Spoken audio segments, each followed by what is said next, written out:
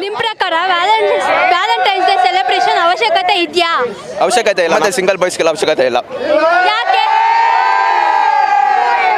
ಯಾಕೆ ಯಾಕೆ ಅವಶ್ಯಕತೆ ಇಲ್ಲ ನಿಮ್ಗೆ? ಯಾಕಂದ್ರೆ ನಾವೆಲ್ಲ ಸಿಂಗಲ್. ಅದಕ್ಕೆ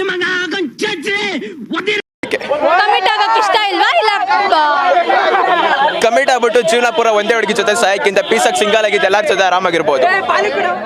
ನನ್ ಕೈಲಾಗ್ತಾ ಇಲ್ಲ, ಈ ಯೂಟ್ಯೂಬ್ ಸಾವಸರೆ ಸಾಕು. ನಿಮ್ ಫ್ಯಾಮಿಲಿಯಲ್ಲಿ ಯಾರಾದ್ರೂ ಲವ್ ಮಾಡಿ ಸಕ್ಸಸ್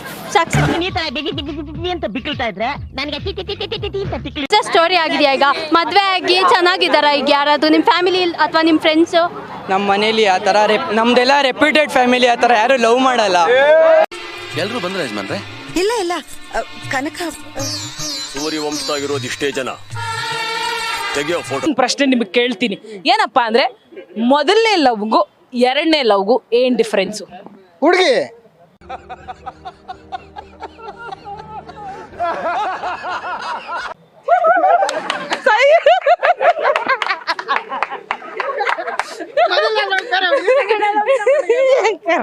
ಏ ಹಂಗಲ್ವಪ್ಪಿ,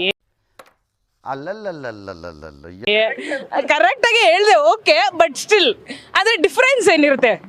ಏನ ಹುಡುಗಿ ಕಪ್ಪಗಿರ್ತಾಳೆ, ಈ ಹುಡುಗಿ ಬೆಳ್ಳಗಿರ್ತಾಳೆ, ಈ ಹುಡುಗಿ ಕುಳ್ಳಗಿರ್ತಾಳೆ, ಆ ಹುಡುಗಿ ದಪ್ಪಗಿರ್ತಾಳೆ, ಅಷ್ಟೇ ಡಿಫ್ರೆನ್ಸ್. ಅಷ್ಟೇ, ಬೇರೆ ಏನು ಡಿಫ್ರೆನ್ಸ್? ಏನೋ ಡಿಫ್ರೆನ್ಸ್ ಇರುತ್ತಾ?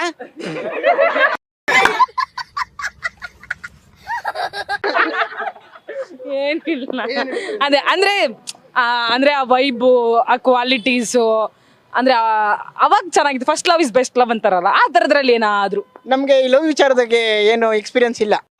ತಿನ್ಬಾಡ್ಲಿ ಹಾಪ್ ಸುಳು ಮಗನ, ಬೋಡ್ಸಿ ಮಗನ, ಹಲಗಟ್ಟ ಬೈದಿನಿ ನೀವ್ನ. ಇದು ಅದು ತಿನ್ಲ ತಳಿ ಬಾ ಚುಲ್ಕ. ಮತ್ತೆ ಭೇಟಿಯಾಗೋಣ. ನಮಸ್ಕಾರ.